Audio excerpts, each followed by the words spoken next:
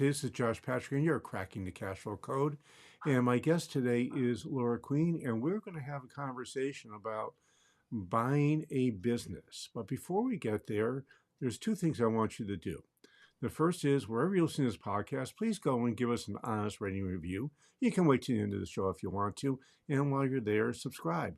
And the second thing is I write a newsletter. I think it's a pretty good newsletter. We've been doing it for about 40 years. The last 19 years have been weekly.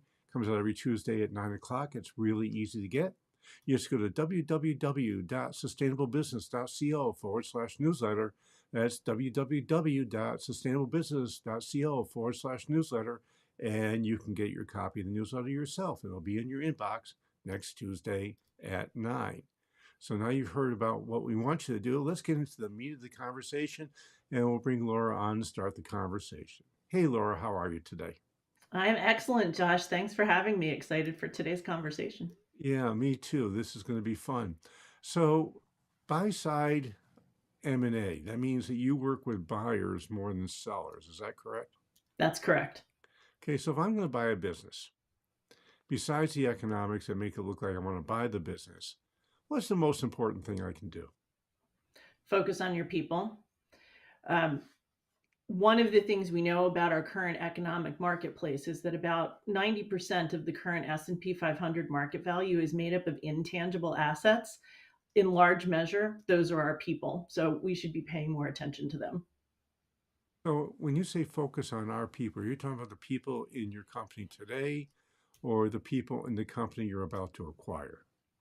That's a really great question. And I would say actually both. So if we think about it in a couple of buckets, one is overall people practices.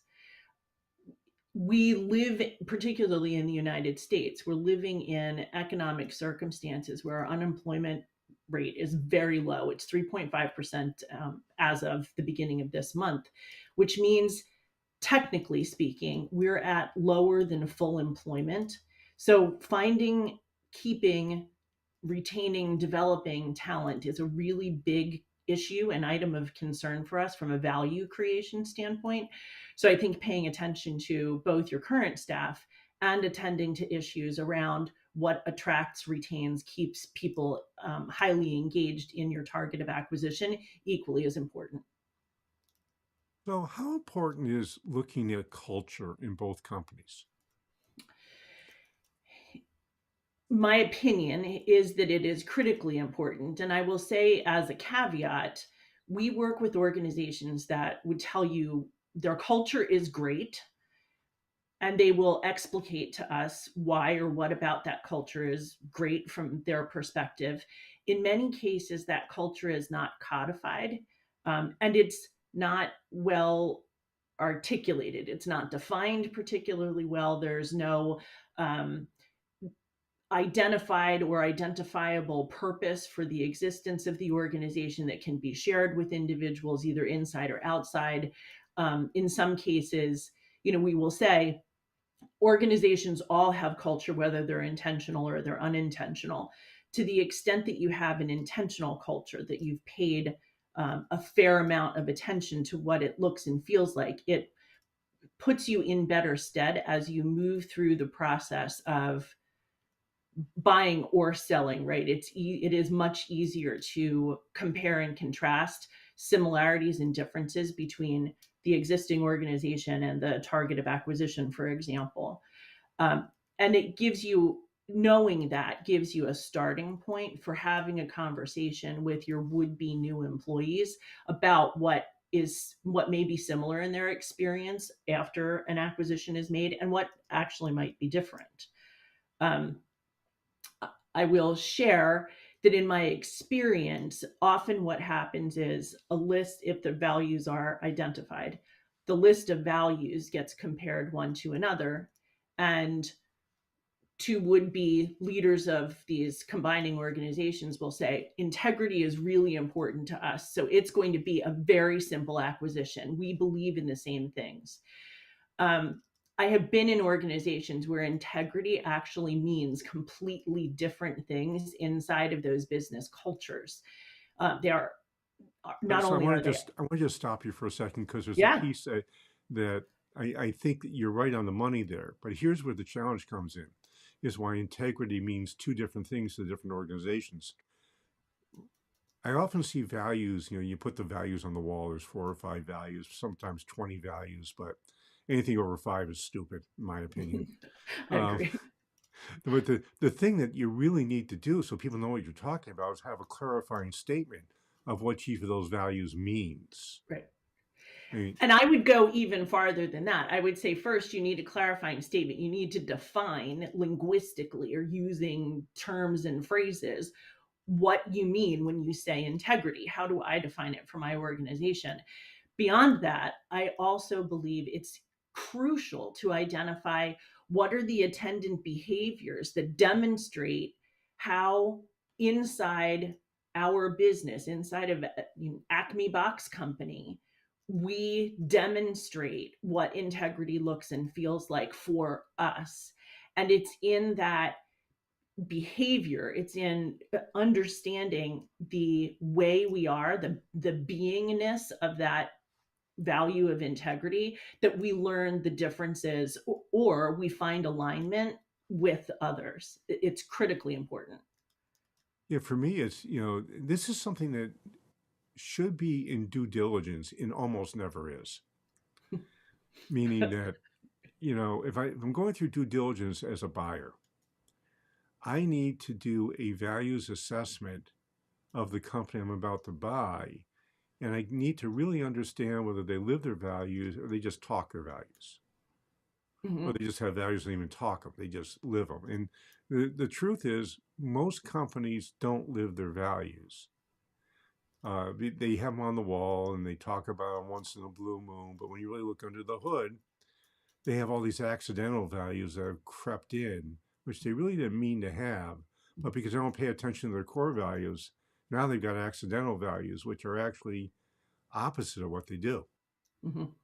Yeah, so what you're talking about is the difference between lived values from an employee's experience and the espoused values in the organization. And one of the things we often find is there's there is an intention, I think a really positive intention from the framer's perspective about what the culture might look like.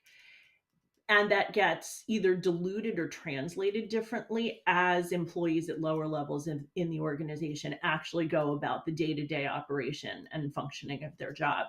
And I 100% agree with you. I think that, we know 70 to 90% of transactions fail to meet their stated objectives on the basis of things that are people and culture related, right?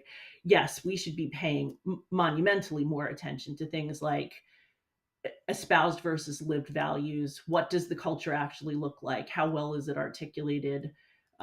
Where does the culture emanate from, right? Does it come top down? Is it something that is a bit more egalitarian and it is defined and experienced, at similarly, but at multiple levels or in multiple places in an organization? By the way, are there subcultures? Is the intention at the top of an organization to have, a very um, we'll say highly respectful culture, but in a subcomponent of the business, the employee experience is different. That could be in a location or in a department or in a business unit. And the only way to capture and understand that is to spend time listening to the actual voices of employees, understanding what their day to day experience of the business is. In my experience, culture almost always comes from the top down. I'll give you my example. Mhm. I fly a lot and I fly on United Airlines. And with the prior CEO, flying on United Airlines was a challenge. In fact, they used to have a joke that every morning they'd be in Chicago coming up with new ways to torture their customers. I That's a drove, cultural artifact for sure. yeah, and I just flew United yesterday, and frankly, I've been noticing that United employees in the last couple of years have gone from being the employees from hell to actually trying to help the passengers and being nice to us. And it's got to be coming from the top. They had a change in CEO. It took a year or two, but the culture at United is so much better than it used to be. And that comes from the top. Now, you say, okay, are we living the culture as you look in the at the line workers, the people on in the front line or in the pilot groups or whatever?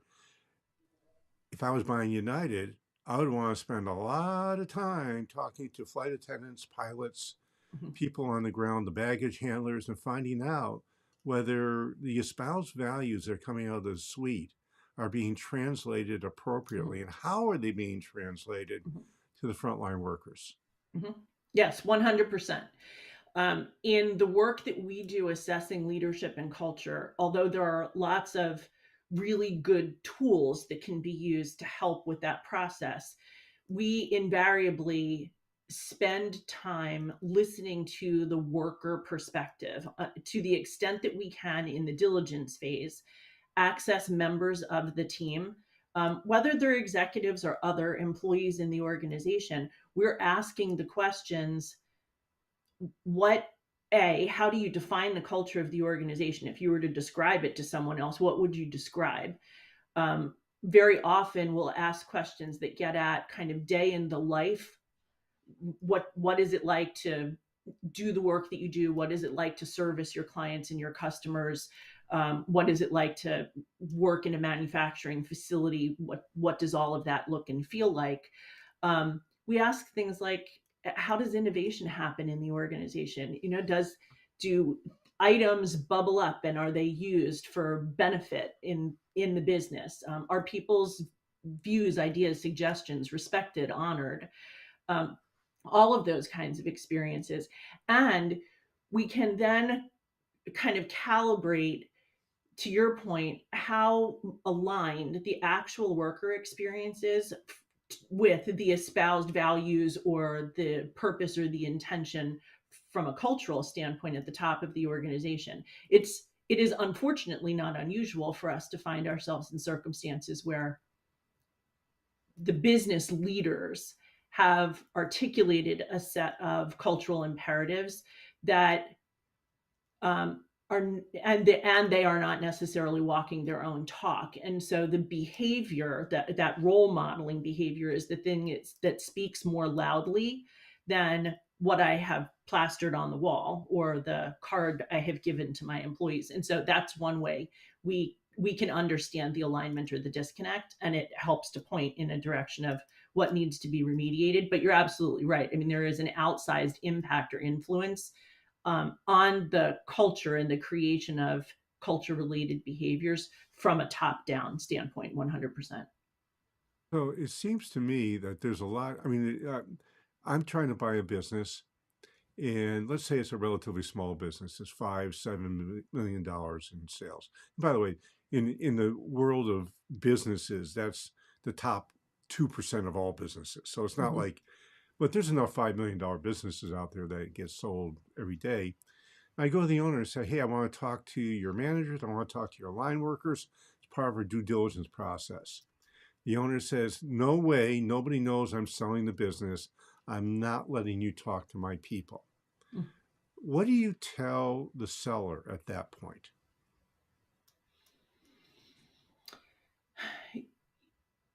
So it really depends on the circumstances. And what we can do is take a look at other artifacts in the business to see if we can capture information about culture. I mean, there are some ways to do that. Um, uh, my Typically, I would sit down with the seller and say, listen, at a minimum, those individuals that have been read into the deal should be participating in this conversation. And, you know, in a $5 million business, I mean, even getting 10% of the employee population is a relatively small number of individuals, but it's enough information to be able to point in the direction of, yeah, things look like they're going to come together reasonably well, you know, or we can identify there are some interesting behaviors, like the way, and I'll give you a specific example of this. Um, we worked a deal where two organizations came together saying that respect was a really important cultural imperative for both of them. When we asked the questions about what respect looked like, one organization said, we operate with our doors closed. Respect means you knock on the door before you come in and interrupt me at any time.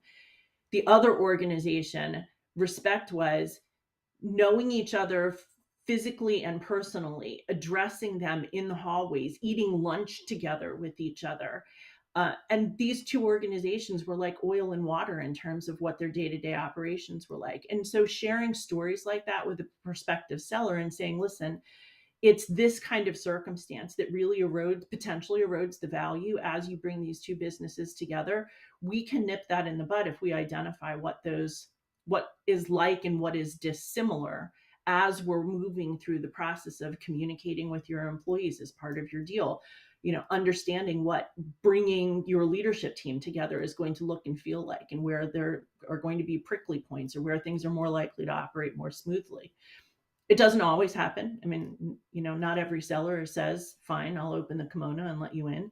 But where it does happen, the outcomes are substantially better. Yeah, I might even say the owner, I mean, in that size acquisition, there's a pretty good chance there'll be some owner financing or at Mhm. least a holdback into an escrow account.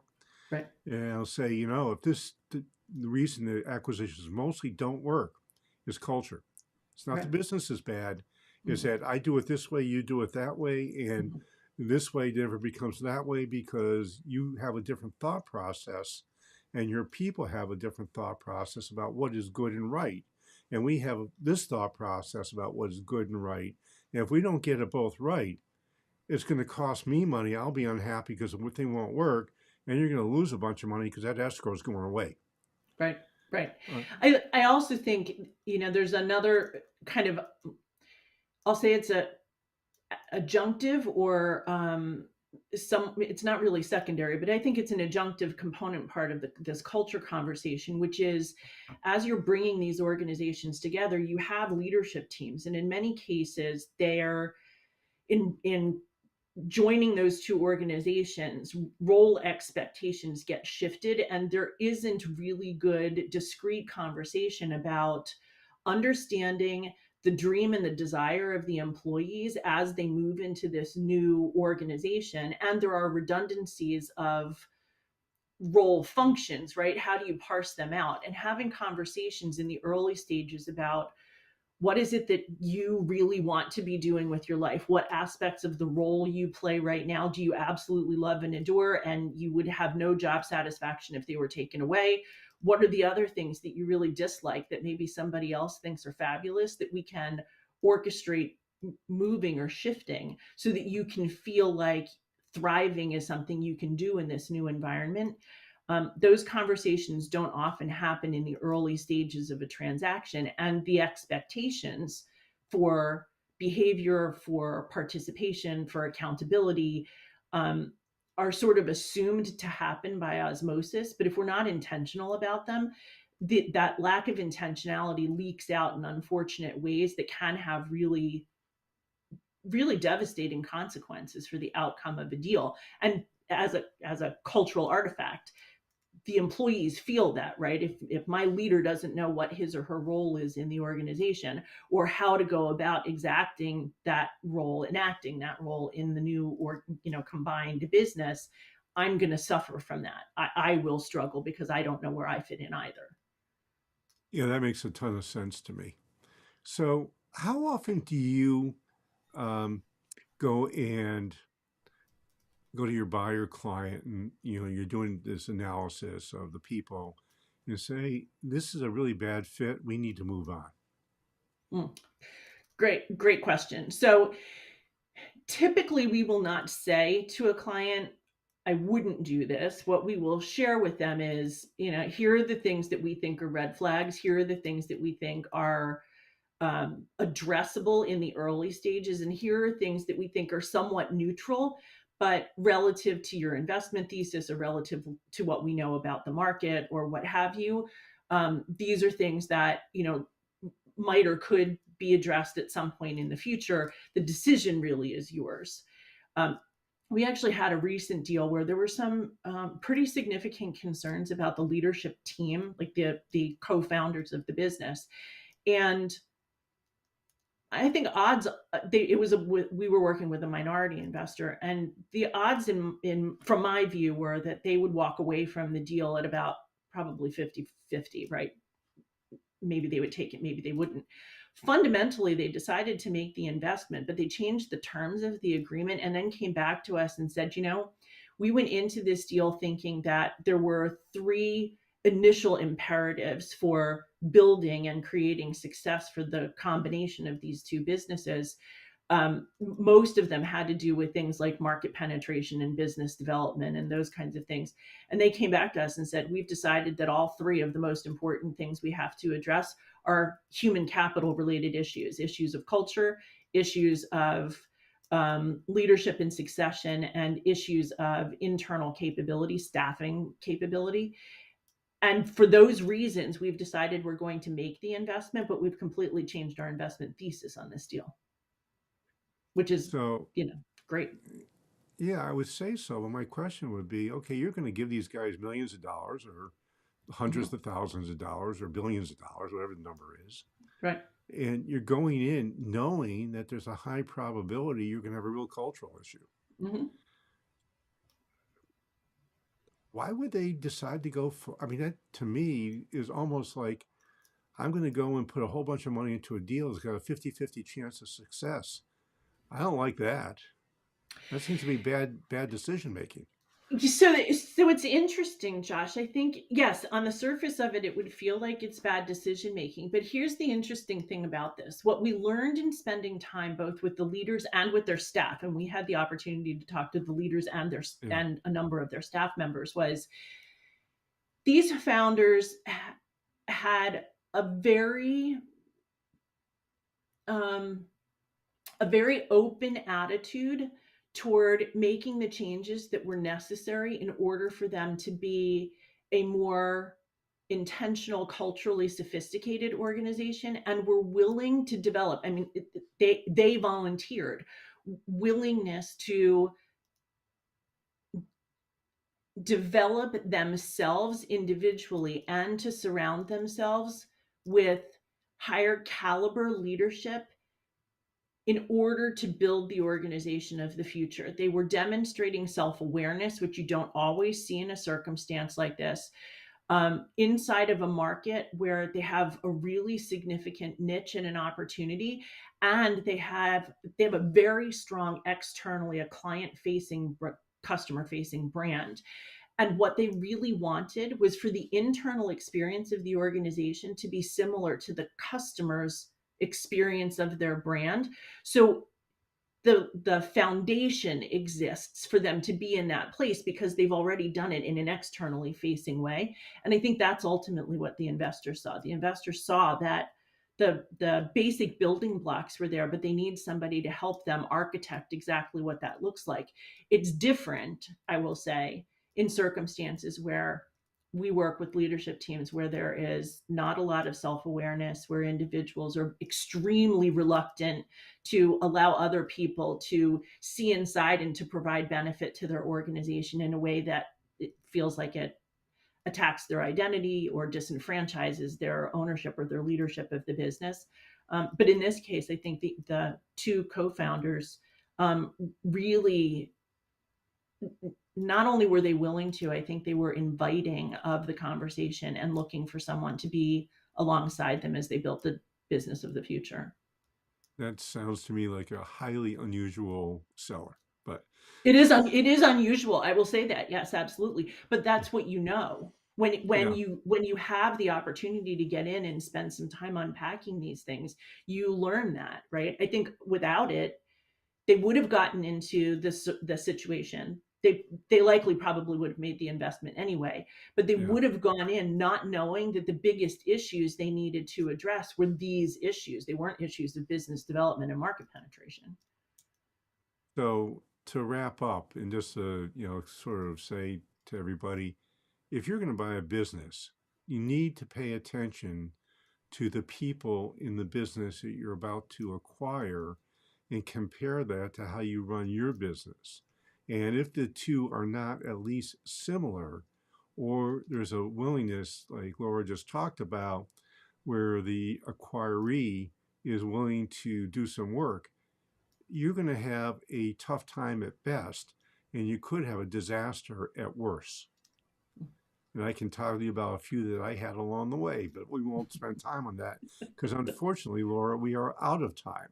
So I'm sure that people are going to be interested in talking to you because you are the first M&A group I've ever talked to that says, gee, people are important. I mean, other M&A groups say it, but they don't do anything about it. You actually are doing something about it. So I highly commend you for that. So how will folks find you? Thank you. So you can find us at 29bison.com on the web. Also, my LinkedIn profile is Laura Keller's Queen. And we'd love to connect with anybody that has questions on these issues. And yes, we focus our entire existence on human capital in the transaction space, both from a buyer and seller perspective. Cool. And I thank you so much for going. And remember, go and rate, review, and subscribe. Hey, this is Josh Patrick. We're with Laura Queen. You're at Cracking the Cash Flow Code. Thanks a lot for stopping by. I hope to see you back here really soon.